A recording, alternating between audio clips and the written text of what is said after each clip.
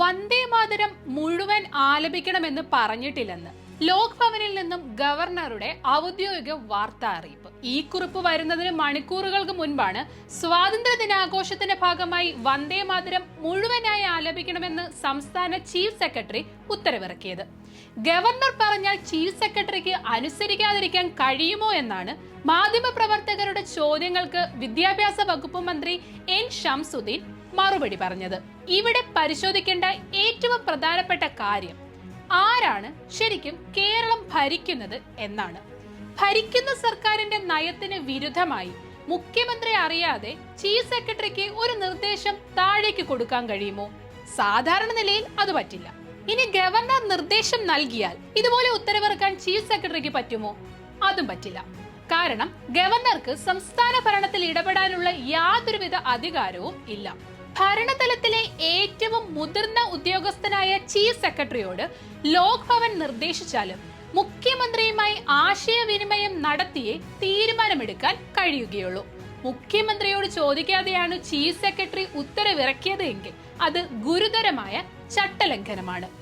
ബങ്കിം ചന്ദ്ര ചാറ്റർജി എഴുതിയ വന്ദേ മാതരം 1896 കോൺഗ്രസ് സമ്മേളനത്തിലാണ് രവീന്ദ്രനാഥ ടാഗോർ ആലപിക്കുന്നത്.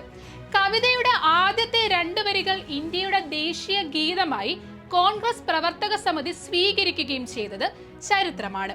കവിതയുടെ ആദ്യത്തെ വരികൾ കഴിഞ്ഞതിന് ശേഷമുള്ള ഭാഗം രാജ്യത്തിന്റെ മതേതര സ്വഭാവത്തിന് ചേർന്നതല്ല എന്ന വിലയിരുത്തലിനെ തുടർന്നാണ് ആദ്യത്തെ 2 വരികൾ മാത്രം ദേശീയ ഗീതമായി അംഗീകരിക്കപ്പെട്ടത്. നന്നായി വായിക്കുന്ന, ചരിത്ര വിദ്യാർത്ഥിയെന്നും നെഹ്റുവിയൻ സോഷ്യലിസ്റ്റ് എന്നും സ്വയം വിലയിരുത്തുന്ന മുഖ്യമന്ത്രി വി.ഡി. സതീശന് ഇതൊന്നും പറഞ്ഞു കൊടുക്കേണ്ട കാര്യമേ ഇല്ല. വന്ദേ മാതരത്തെ രാഷ്ട്രീയമായി ഉപയോഗിക്കുവാൻ എല്ലാ കാലത്തും RSS ശ്രമിച്ചിട്ടുണ്ട്. കോൺഗ്രസ് അതിനെ ശക്തമായി എതിർത്തിട്ടുമുണ്ട്. ഇതും മുഖ്യമന്ത്രി വി.ഡി. സതീശന് പ്രത്യേകമായി ആരും പറഞ്ഞു കൊടുക്കേണ്ട കാര്യമില്ല. നന്നായി വായിക്കുന്ന അദ്ദേഹത്തിന് ഇതെല്ലാം അറിയാം. ഇനി അതൊക്കെ പോട്ടെ, ഭരിക്കുന്നത് കോൺഗ്രസ് ആണല്ലോ, കൂടെ മുസ്ലിം ലീഗും ഉണ്ടല്ലോ, UDFന് ഒരു നയമുണ്ടല്ലോ. ആ നയത്തിന് എതിരായി ഉദ്യോഗസ്ഥർ ഒരു സർക്കുലർ ഇറക്കിയാൽ അത് തിരുത്താൻ ആർക്കാണ് ഉത്തരവാദിത്തം? എല്ലാ വിരലുകളും ചൂണ്ടുന്നത് വി.ഡി. സതീശനിലേക്കാണ്. മുഖ്യമന്ത്രി അറിയാതെ ചീഫ് സെക്രട്ടറിക്ക് ഒരു ഉത്തരവിറക്കാൻ കഴിയില്ല. ഇനി അങ്ങനെ ഇറക്കിയാൽ അത് തിരുത്തേണ്ടത് മുഖ്യമന്ത്രി തന്നെയാണ്. കോൺഗ്രസിന്റെയും UDFന്റെയും നയത്തിന് വിരുദ്ധമായ ഒരു ഉത്തരവിറക്കിയിട്ട് 45 മണിക്കൂറാകാൻ പോകുന്നു. വിദ്യാഭ്യാസ മന്ത്രി ന്യായീകരിക്കാൻ വന്നതല്ലാതെ ഇതുവരെയും സർക്കാരിന്റെ ഭാഗത്തു നിന്നും ഒരു തിരുത്തലും ഉണ്ടായിട്ടില്ല എന്നതാണ് അത്ഭുതപ്പെടുത്തുന്നത്. ഇത്രയും മണിക്കൂറുകളായിട്ടും ഉത്തരവ് എന്തുകൊണ്ട് UDF സർക്കാർ തിരുത്തുന്നില്ല?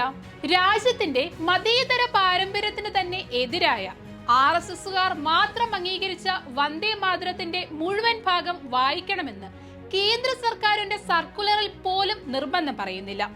എന്നാൽ വി.ഡി. സതീശൻ ഭരിക്കുന്ന സർക്കാരിന് അത് നിർബന്ധമായിരിക്കുന്നു. സത്യപ്രതിജ്ഞാ ചടങ്ങിൽ വന്ദേ മാതരം മുഴുവനായി ആലപിക്കപ്പെട്ടപ്പോൾ അത് ഞങ്ങൾ അറിയാതെ സംഭവിച്ചതാണെന്നാണ് മുഖ്യമന്ത്രി വി.ഡി. സതീശൻ മറുപടി പറഞ്ഞത്. കാസർഗോഡ് ജില്ലയിലെ വിദ്യാഭ്യാസ സ്ഥാപനങ്ങളിൽ ഉപജില്ലാ ക്വിസ് മത്സരത്തിൽ സവർക്കറെ പുകഴ്ത്തിയ ചോദ്യം വിവാദമായിട്ട് ഏറെ വൈകി അധ്യാപകനെതിരെ നടപടിയെടുത്ത് തടിയൂടി. PM ശ്രീ അറബിക്കടലിലെറിയുമെന്ന് പറഞ്ഞ് അധികാരത്തിലേറിയ UDF സർക്കാർ കേന്ദ്രത്തിന് കീഴടങ്ങിയതും കേരളം കണ്ടതാണ്. വഖഫ് ബോർഡിൽ അമുസ്ലിങ്ങളാകാമെന്ന തീരുമാനം കോടതി വിധി പോലും വരുന്നതിന് മുൻപാണ് വി.ഡി. സതീശൻ സർക്കാർ കൈക്കൊണ്ടത്. CJP പ്രക്ഷോഭത്തിന് ഐക്യദാർഢ്യം അറിയിച്ച കേരളത്തിലെ വിദ്യാർത്ഥികൾക്ക് നേരെ കേസെടുത്ത ഒരേയൊരു NDA ഇതര സർക്കാരും കേരളത്തിലെ UDF സർക്കാരാണ്. വെറും 3 മാസത്തെ വി.ഡി. സതീശന്റെ സർക്കാരിന്റെ സംഘപരിവാർ ബാന്ധവത്തിന്റെ ഈ ലിസ്റ്റ് ഇനിയും നീളും. ഇവിടെയാണ് ആ ചോദ്യം പ്രസക്തമാകുന്നത്. ആരാണ് കേരളം ഭരിക്കുന്നത്? കോൺഗ്രസോ അതോ BJPയോ?